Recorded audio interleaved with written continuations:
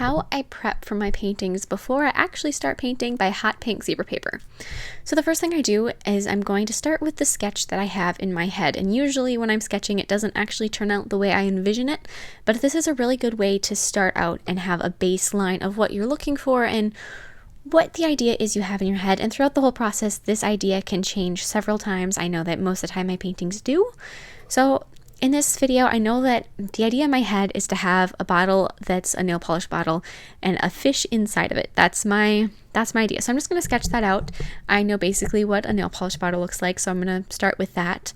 And then I'm just going to draw a little fish. And as I'm doing this, I'm thinking about what kind of shape I want. And I pretty much decided that a betta fish was the way I wanted to go. And as you can see, this drawing is not looking anything like a betta. I'm not looking at any reference photos or anything. This is just what I see in my head when I think about it. And so I'm just going to start with that.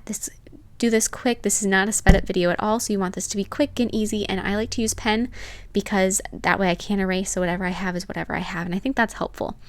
So now, to take your own reference photos, I like to create a white background by having a white wall, and then I put down a piece of white, just construction paper, as a background. So you got a white background, white under the photo, white behind the photo, and that's going to give you a really nice clean background so that when you take your photos, there's no distractions.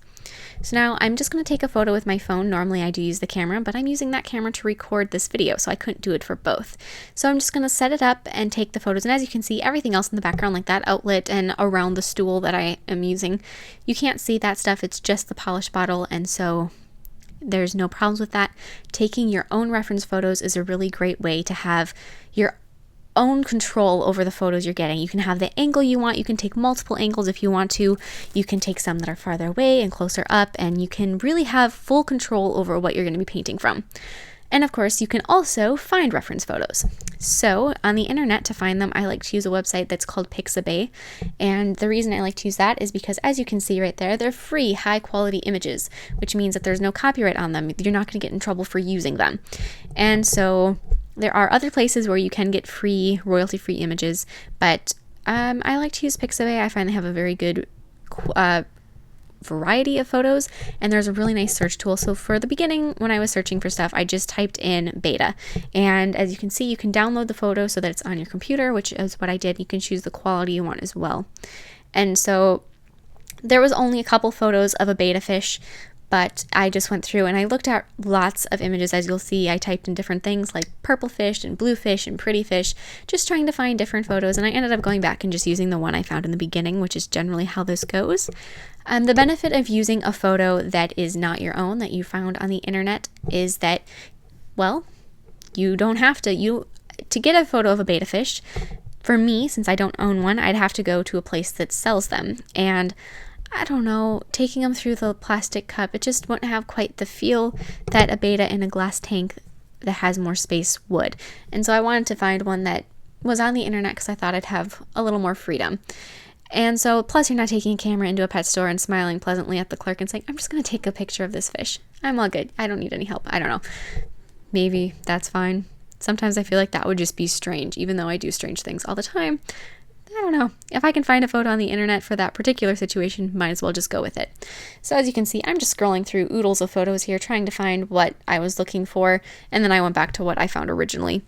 But when you're looking at these, there isn't an issue with getting a reference photo on the internet. Like, say you found the shape of a betta fish, like you wanted to use one of those, but the color wasn't what you were looking for. You can go to the internet and find a color pattern that would be common on a betta, and then use that.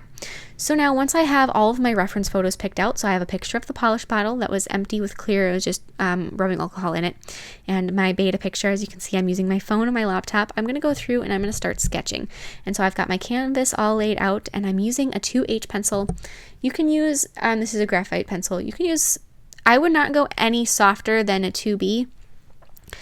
I feel like the softer the pencil is, the better chance that a little bit of graphite dust is going to mix with your paint and contaminate the color. But a 2H, that's going to be it's going to be a much harder consistency graphite than a lot of other ones. Like, this isn't something I would normally use to sketch with if I was doing a graphite drawing, just because it is on the harder side, but it does mark the canvas. And I know that because I am using such a hard pencil, you can't really see the lines in the video. I apologize. I tried doing some photo editing magic to get them to show up better, but it just wasn't wasn't to be. And you can see them a little bit, but I'm just going to go through and I'm going to sketch them on the canvas nice and lightly using nice wide strokes. And when you're sketching things, now this is a rule of thumb, not always the case. Generally you want to try to sketch from your elbow, not from your wrist, if that makes sense. So you want to keep your wrist relatively stable and then move your elbow more so. That's going to give you smoother lines and it's just going to result in a better image. You know, you can do it however you want though. And I also like to sketch with the pencil at a severe angle. So it's not up and down. I don't know if you can tell how it's almost against the canvas as I'm sketching this. That's going to give you a lot smoother lines. Are not going to be as sharp or as intense. It's going to be a little more fuzzy, and the sketch that goes on the canvas is not the final product. It's not set in stone. It's not like it's a carving that once you have that beginning in there, you can't put the wood back. It's, you know, it's a recommendation basically. And so I'm not going to be too freaked out if it's not perfect at this stage, just as long as I have an idea. And mainly for when I start painting the background, since I know that I don't know what color I'm going to put the background exactly, but I know that that's going to be darker than what's going to look like inside the bottle, just because I want that to be just a lightly shade lighter, so I know that I can paint the background and I can paint the inside, and I have all those basic bigger shapes in place. But things like the actual tail on the betta fish and exactly where the bristles of the brush inside the bottle end and all those little things I can determine later when I'm going through and painting it. Plus it's so much easier to do later on. And I feel that if you leave some of those options open, like not deciding the color that I'm going to be painting my background until I go to do it, I might have inspiration at that moment, or I might later on figure something out. And I don't like to overplan. And I know that some artists feel that you should have everything planned out to a T and have everything exactly perfect so that you know exactly how it's going to proceed.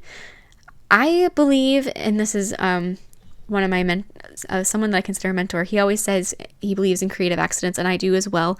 And so I feel you need to leave yourself open for that. So I hope this helped, and I will see you in my next video. Bye!